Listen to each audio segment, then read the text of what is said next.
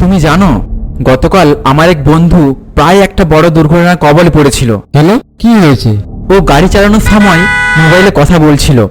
হঠাৎ সামনে একটা গাড়ি আসলো আর ও প্রায় নিয়ন্ত্রণ হারিয়ে ফেলেছিল। এটা খুবই বিপজ্জনক। গাড়ি চালানোর সময় মোবাইলে কথা বলা অনেক বড় ঝুঁকি নিয়ে আসে। হ্যাঁ, ভাগ্য ভালো যে ওর কিছুই হয়নি, কিন্তু এটা আমাদের জন্য একটা বড় শিক্ষা হওয়া উচিত। ঠিক বলেছ, মোবাইলের কারণে মনোযোগ হারালে বড় দুর্ঘটনা ঘটতে পারে। আমাদের উচিত গাড়ি চালানোর সময় মোবাইল ব্যবহার না করা। যদি খুবই জরুরি হয় তাহলে গাড়ি থামিয়ে কথা বলা উচিত। হ্যাঁ, এটা আমাদের সবার জন্য নিরাপদ। নিজের এবং অন্যদের জীবনের মূল্য বুঝতে হবে।